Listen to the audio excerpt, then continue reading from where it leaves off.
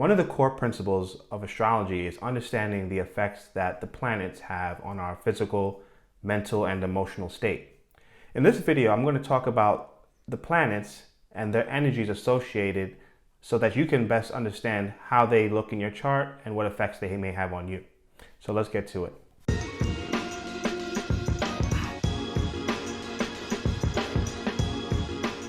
And because I've already done a video on both the sun and the moon, you could check it out here. I'm going to jump straight to Mercury, as that's going to be the first planet we are discussing in this video. Mercury, unlike the sun, which is a positive, masculine force, and the moon, which is a feminine, negative force, Mercury is a neutral planet. It represents the duality between the two. It essentially exists in the middle of both the positive and negative. Mercury in astrology represents the mind, or the conscious thought, or the thinking process that we all go through. It represents communication. It represents the exchange of ideas or words on paper. It also can represent short distance travel. Typically, that's why you hear when Mercury goes into retrograde, travel can be a bit dicey. Mercury rules both the sign Gemini as well as Virgo. These two signs are very well known for their reasoning ability, or their ability to understand the thought process and weigh ideas against each other. It's the analytical signs of the zodiac. So when you think Mercury, you want to think analysis, you want to think deductive reasoning, you want to think expression of thought and the weighing of ideas. And Mercury rules a lot of the expression that we have, whether they be by words, by pen and paper, the use of our hands to explain certain things. Mercury is the planet that is the connection between the mind and the body. In ancient times, it was associated with Hermes, the messenger of the gods. In that symbolism of ancient philosophy, Hermes would deliver the messages from Zeus to Hades, essentially being that connection between heaven and earth, mind and body.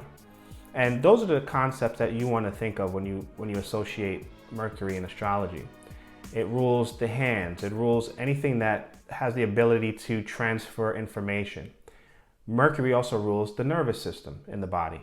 Mercury rules the sign of Gemini, the twins, which is a representation of the duality of man. Mercury is the planet that orbits the sun the fastest, which in astrology translates to the constant motion or the back and forth of movement that is a representation of our thoughts. The thoughts can be very transient. They can bounce around in your head. Sometimes they can be quite scattered. This is the idea that Mercury translates to in astrology. Sometimes we may think of things in our head and it may be difficult to express. Depending on where Mercury is in your chart, you'll get an idea about your communication skills. You'll get a flavor for if you are a good public speaker versus someone who is quite shy. And just like any planet, Mercury has its positive sides. Like, for example, someone with a strongly placed Mercury in their chart could be, very witty, smart, able to really communicate well, or funny, and all the things sort of associated with quick wit. On the opposite side, the shadow side of Mercury could be restlessness, anxiety, mischievous, or anything really associated with someone who is constantly changing their mind, someone that's really unable to make a decision, someone that's indecisive. And Mercury rules that basic reasoning ability that we have to help us make decisions, help us to sit and think about different aspects of a question, or really just express ourselves. So take a look at where Mercury is in your chart. That'll give you an idea if you're a good communicator or you need work in certain areas with regards to organizing your ideas and your thoughts. Venus is a feminine planet. It's represented by the goddess of love and beauty. Venus rules over the finer things in life, the things that brings us joy, harmony, love. Venus, which rules over both Taurus and Libra, represents all the things that we hold valuable in our lives. For example, you think about Taurus, the sign that rules material possessions or money and finance, or Libra, the sign that rules relationship, love, union. Venus represents all of the culmination of things that are beautiful or attractive, or those things that provide us security in our lives, right? Whether they be finances or whether they be the love or help of a partner. If we think about Venus in an astronomical sense, Venus is the brightest planet in our solar system. It's represented by the morning and the evening star. It's one of those planets that are the most beautiful to look at. But Venus can be sort of separated into two different categories. The planet Venus is shrouded in clouds. It has a layer of clouds covering the surface, which reflects the sun's light, which sends this beautiful glow that we see from the Earth. If we look deeper than that, below the surface of the clouds, what we'll see is a very stark difference in the environment of the planet Venus. The planet Venus is extremely volatile, it's extremely hot, inhabitable to anything that we know of. That's symbolic of what we see from Venus in astrology. When we think about Lady Justice as a symbol of Venus, we see the beautiful side of Venus that weighs fairness, justice, and truth, right? Represented by the balancing of the two beams. But if we look below the surface, if we look below the shroud or the veil of the clouds and the beauty, we see that Lady Justice is holding a sword, right? Which represents justice by any means.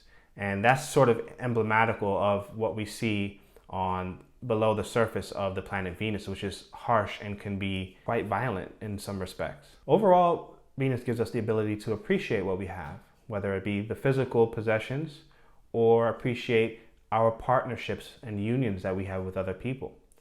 Just like the saying goes, beauty is only skin deep. Venus, the planet with the shrouded clouds that gives us the beautiful things we look at, if we look below that, we'll see the scars and the not so pretty things that we also need to appreciate in our lives. Moving on to Mars, we see that Mars is the planet of desire, action, aggressiveness, war, all of the things associated with sort of masculinity in its most raw sense. Mars is the planet that rules Aries and co-rules Scorpio. Mars is the planet that is excitable.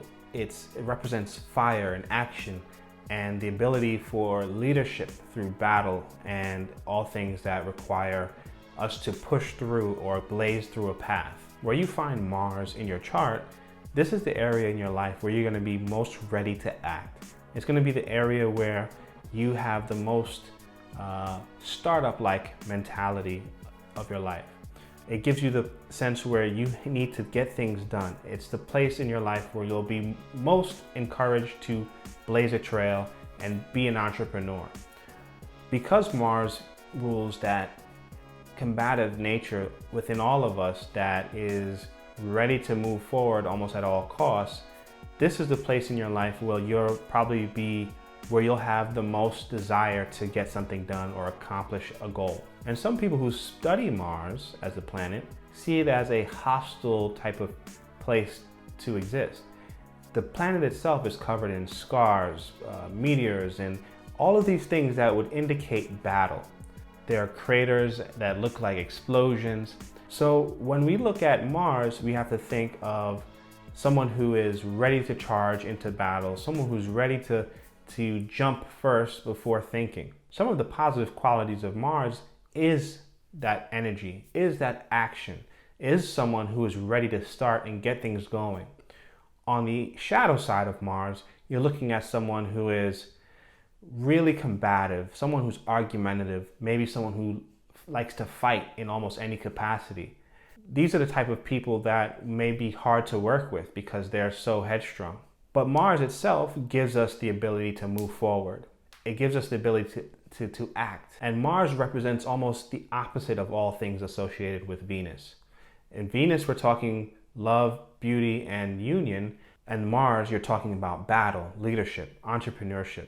So look to where you have Mars in your chart to understand that area in your life where you're really looking to get things started, to get things going. And before we continue, it's important to note that the planets that I just mentioned, the inner planets, including the sun and the moon, are what you call personal planets. And this is because these planets move so quickly through the zodiac that they have a more personal effect on you and your everyday life. Moving forward, starting with Jupiter, these planets are much slower. These are what you can consider generational planets. Because they take so long to circle the zodiac and they spend so much time in a single sign, they typically encompass an entire generation of people because they stay in one sign for so long. So moving on with Jupiter, Jupiter is the planet of expansion.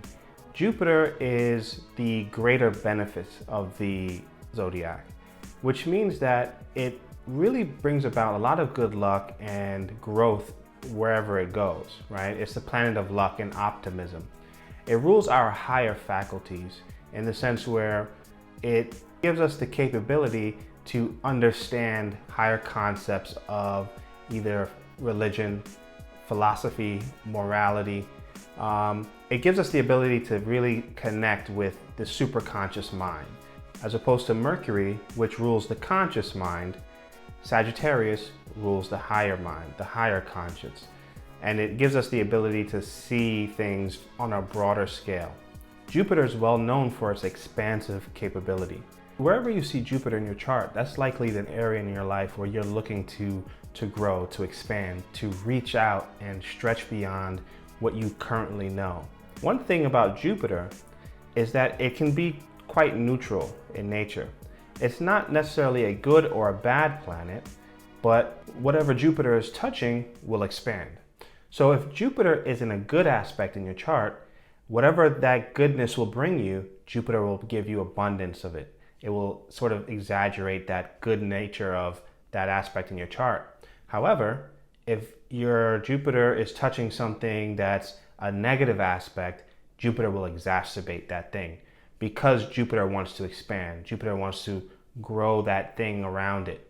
And Jupiter rules the sign of Sagittarius, which is a sign that is concerned with foreign travel, foreign cultures, all things that are not local, all things that you have to sort of reach out and explore and be adventurous to find out. And just like Sagittarius, pointing his arrow well into the great beyond, Jupiter gives you that ability to be optimistic about what's out there so that you can be adventurous and blaze a trail into something new and learn and increase that higher faculty of your learning and your mind. And moving on to Saturn, the planet of restriction, the planet that teaches us all a lesson.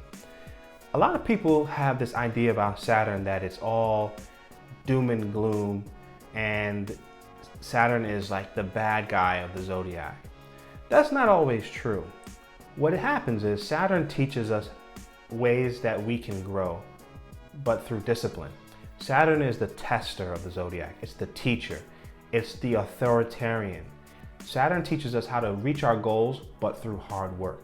And sometimes it's not fair. Saturn always gets this bad rap. Whenever someone talks about their Saturn return, it's almost always in a negative way. When in fact, the Saturn return is really a chance for us to learn about all the things that we've accomplished in those first 28, 29 years of our lives. And what Saturn wants to do is say, hey, did you learn those lessons that I taught you? Did you learn from your mistakes? If not, I'm going to test you on them. And hopefully this time around, you're ready. So Saturn is not bad. It's not good. It's there to be the enforcer. Saturn creates the boundaries in which we need to operate. Saturn is the ruler of Capricorn. Saturn rules all things that keeps us upright and structured. Saturn is the planet of structure and discipline. Saturn teaches us to know our limits. And as the planet of limitation and restriction, once we understand the limits of our abilities, we can then grow from that. We can then learn how to exceed those limits through discipline and hard work. The next planet is Uranus. Yes, I said Uranus, not Uranus. Tomato, tomato, get your head out the gutter. Uranus is the awakener of the zodiac. It's the rebel. Uranus is the planet that teaches us how to do things differently, how to move outside of the way we've always done things in the past and look for new and innovative ways of thinking, of doing, and being. When you think about Uranus as a planet, Uranus is the only planet in our solar system that spins on its side. It's literally different in every way from the other planets in the solar system. That's the epitome of how we should think about Uranus when we consider it within the zodiac. It's different. It does its own thing. It won't be confined to the normal routine. It wants to be its own person. Uranus rules the sign of Aquarius. Aquariuses are known for doing things different. They're known for being a little awkward or quirky or weird or strange in some way. Just like its ruling planet, Uranus is strange and different from every other planet on the solar system. Uranus rules over the innovative way of our thinking. I like to think of Uranus as the scientist of the zodiac, the inventor, the innovator. It looks for ways to break the mold. And because Uranus rules over technology, you think about all of the innovative ways technology has changed our lives, you can pretty much link all of that technology and knowledge to Uranus as the planet that is just always looking to innovate and do things different. And Neptune is the dissolver, the planet that is the gaseous planet of our solar system. Neptune gives us the sense of finding our way through the darkness or through the mist and through the cloud with our intuition. Neptune, as the ruler of Pisces, gives us our sense of belief. It gives us the sense of how to use our intuition to see and feel things that aren't quite in front of us. Neptune is the planet of our dreams. And what I mean by that is Neptune rules the ideal, the perfect situation.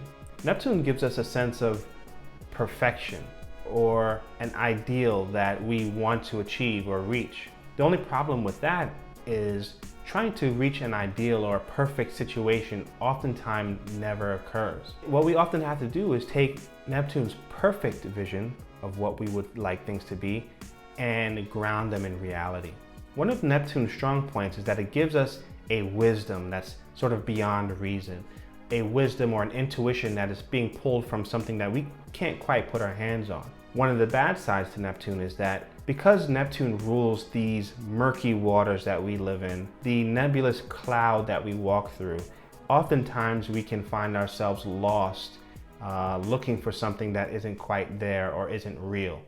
We have to use our intuition, and Neptune is the planet where you look to find out how we use our intuition to help us move through life. And Pluto, the planet of power, destruction, and creation all at the same time, Pluto is the planet furthest away from the sun. Pluto rules the underground, the place that a lot of things are hidden from us or secret. Pluto rules the sign of Scorpio. When you think about Pluto, you think about all of the hidden nature, the hidden tendencies of Scorpio and how it can be manifested. Pluto is concerned with power. It's concerned with change, but not change in the sense that Mercury changes all the time or the way Uranus changes into something new. Pluto is about change on a massive scale, completely destroying the old and bringing in something new. When you think about Pluto, you want to think about the phoenix rising from the ashes. This is the symbolism that Pluto gives us. Pluto moves extremely slow. It takes up to 248 years to complete one circle around the zodiac, which means that it can exist in a single sign from 10 to 20 years. This means that entire generations of people are born under the same sign as Pluto. Pluto gives you the idea of how a specific generation will behave. Consider where Pluto was during the generation of the baby boomers. Think about where Pluto was during the birth of the millennial generation, or where it is now. Because Pluto moves so slow, it can give you an idea about how an entire generation may think or react to certain situations. Overall, understanding the planets is a key and essential point of understanding astrology. You have to know how the planets are expressed in astrological terms. One of my favorite analogies is to think of astrology as a soup. You have the ingredients like carrots, potatoes, onions. By themselves, the carrots taste like carrots, onions taste like onions, and potatoes taste like potatoes. But once you start to mix all those things together, you get the entire flavor of the soup. The same thing is true with astrology. You have to understand the planets, where they're placed, and understand what they do individually. And once you start mixing them together, you can get a big picture. You can get the overall idea of what's being expressed to you in the astrological chart. There's so much that can be said for each one of these planets, but it's important to start with a basic understanding or knowledge of the simple expressions of each of these planets, and that way you can build your understanding and overall knowledge of each planet for themselves. So think about where you have certain planets and what signs they exist in for you. Let me know in the comments below. Which planet do you feel is the most active for you in your life? Which planet is really expressing itself with a lot of energy? And let me know what you think. Do the planets themselves have a physical effect on you? Or are the planets just a representation of how you feel, think, and react? And if you found this information helpful, like the video, subscribe to the channel, and stay tuned for much more.